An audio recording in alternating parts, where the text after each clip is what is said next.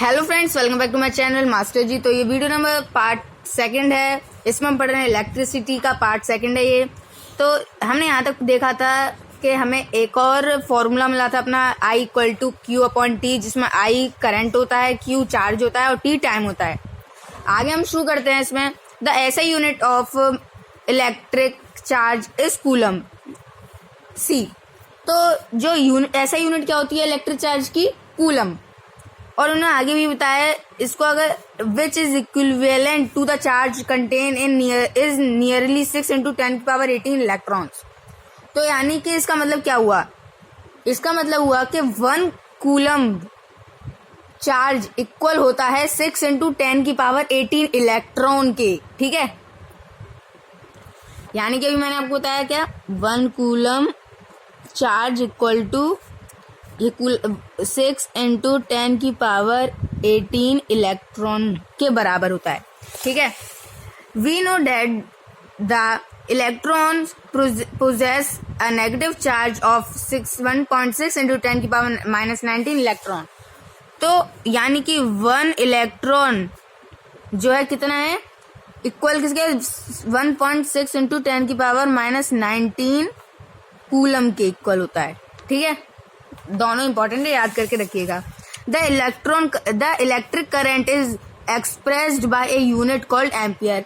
Electric current को हम किससे डिनोट करते हैं? एम्पियर से। लेकिन इससे पहले हम कुछ एक क्वेश्चन देखते हैं जो बोर्ड एग्जाम में पूछा गया है। क्वेश्चन क्या है?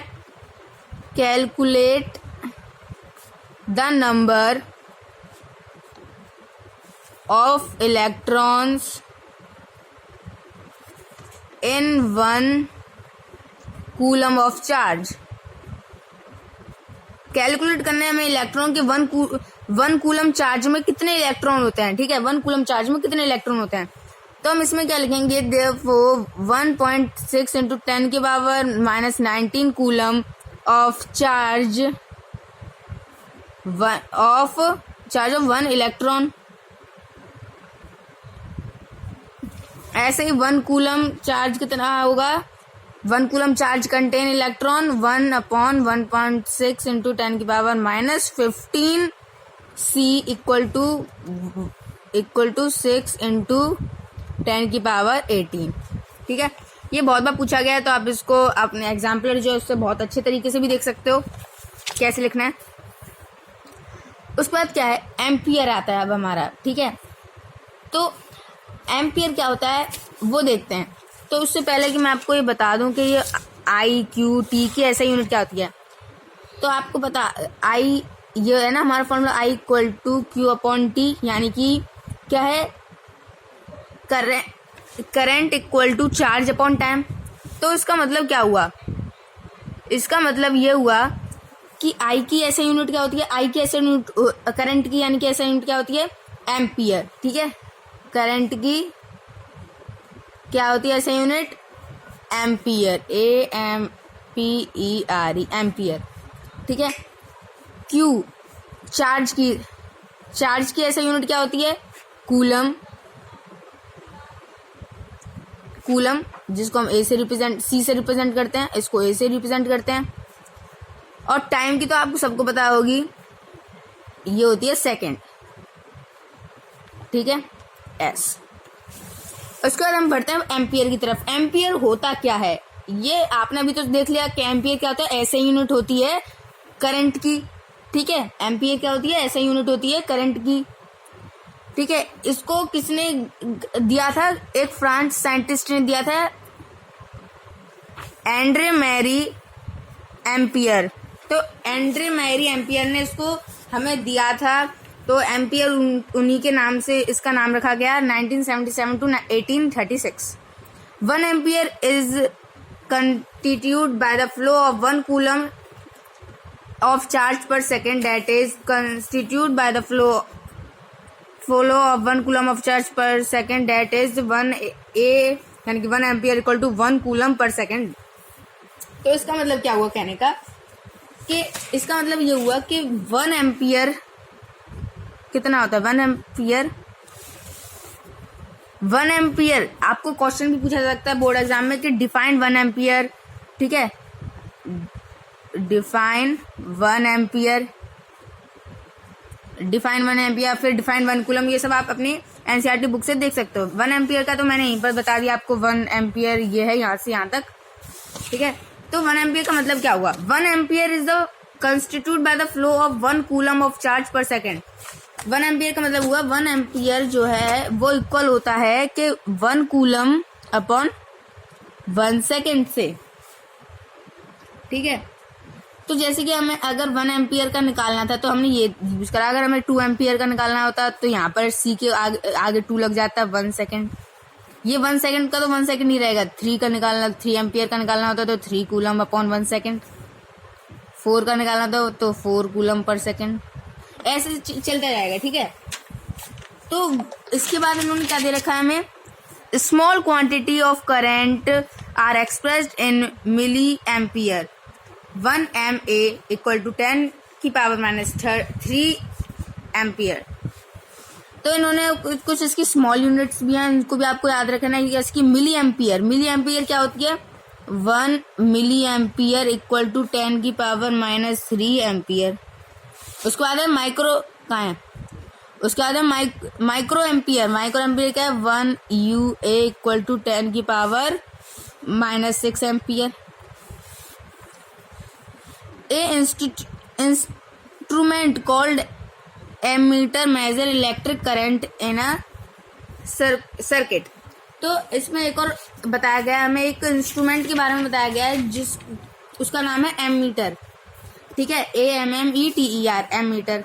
ये रहा, ये किस काम आता है? ये काम आता है कि सर्किट में कि कोई भी किसी भी सर्किट में करंट को मेजर करने के लिए एम्पियर का यूज करा जाता है, ठीक है। किसी भी सर्किट में करंट को मेजर करने के लिए एम्पियर का यूज करा जाता है, ये लिखा है यहाँ पर।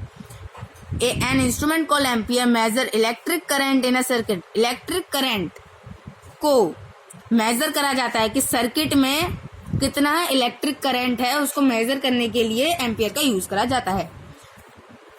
It is always connected in series in a circuit through which the current is to be measured. So figure 12.2 show the systematic diagram of typical electric current circuit comparing a cell and electric bulb, an ammeter and a plug key. Note that the electric current flow in circuit from the positive terminal of the cell to the negative terminal of the cell through the bulb and ammeter. तो इसमें क्या है, आपको एक और चीज बताई गई है कि मैंने आपको बताया था कि पिछली वीडियो में कि क्या होता है, जैसे कि इलेक्ट्रिक का करंट कहाँ जा रहा है, इलेक्ट्रिक करंट आई होता है ना, करंट, इलेक्ट्रिक करंट ऊपर की तरफ जा रहा है, ठीक है, यहाँ ऊपर की तरफ जा रहा है, यहाँ ऊपर देख सकते हो ऐसे घूम के आ रहा है। तो आप बताइए कि इलेक्ट्रॉन्स का मूवमेंट कहाँ होगा? मैंने अपनी पिछली वीडियो में आपको बताया था कि इलेक्ट्रॉन का कहाँ, जहाँ पर करंट का मूवमेंट होता है, कहाँ इलेक्ट्रॉन का मूवमेंट होता है। तो आपको इसी का आंसर वहीं से मिलेगा, तो आप उस पार्ट को देखेंगे तभी आपको उसका आंसर मिलेगा, ठीक है। ये तो सेकंड पार्ट है, फर्स्ट पार्ट आपको देखना जरूरी है क्योंकि इसमें मैंने बेसिक समझाया है, ठीक है। आपको वहीं से पता चलेगा कि करंट जिस साइड पे फ्लो करता है उसके दूसरी साइड इलेक्ट्रॉन्स फ्लो करते हैं। मैंने इस वीडियो में बता दिया कि जैसे कि करंट, मान लीजिए करंट इस साइड फ्लो कर रहा है, ठीक है, करंट, तो इलेक्ट्रॉन्स कहाँ फ्लो कर रहे होंगे? इस साइड फ्लो कर रहे होंगे, ठीक है, मैंने इस वीडियो में बता दिया है, ठीक है। तो एग्जाम्पल 12.1, एग्जाम्पल दिया है 12.1, इसको भी देखते हैं। जैसे कि a current of 0.5 A is drawn by A filament of an electric bulb for 10 minutes. Find the amount of electric charge that flow through the circuit. तो देख सकते हो इसमें हमने अभी पहला फॉर्मूला का पढ़ा था, I equal to Q upon T। I क्या था? करंट था, CURRENT, करंट, ठीक है। यहाँ पर करंट क्या दे रखा है? 0.5, यानी कि करंट आएगा 0.5, और ये bulb is drawn by filament of an electric bulb for 10 minutes, 10 minute तक, 10 मिनट्स यानी कि 10 मिनट्स यानी कि टाइम दे रखा है हमें टाइम दे रखा है, करंट दे रखा है, हमें क्या बताना है? Find the amount of electric charge. Charge किसको कहते हैं? क्यू को चार्ज टाइम, ठीक है। तो हमें चार्ज फाइंड करना है, ठीक है, चार्ज फाइंड करना है। तो इसको मैं थोड़ा सा ऐसे लिख सकता हूँ, आई इंटू में टी इक्वल टू क्यू। मैंने इसको इस साइड भेज दिया, डिवाइड में था, इंटू में हो गया। आई कितना है? 0.5 इंटू टाइम कितना है? टाइम तो 10 मिनट है, लेकिन चाहे आपको टाइम मिनट में दे रखा हो या आवर्स में दे रखा हो, आपको उसको सेकंड्स में करना जरूरी है, ठीक है। मैंने 60 से इंटू कर दिया यहाँ पर ही, ये सेकंड्स में हो जाएगा। 600 इंटू 0.5 इक्वल टू क्यू, तो ये आ जाएगा हमारा, ये तो ए है, ये एस है, तो 300 कूलम। ए और एस क्या हो जाएगा? एम्पियर और सेकंड्स कूलम। आ गया हमारा आंसर, ठीक है। तो इस वीडियो में बस इतना ही। So thank you for watching this video. Like share subscribe my channel for more updates. Thank you.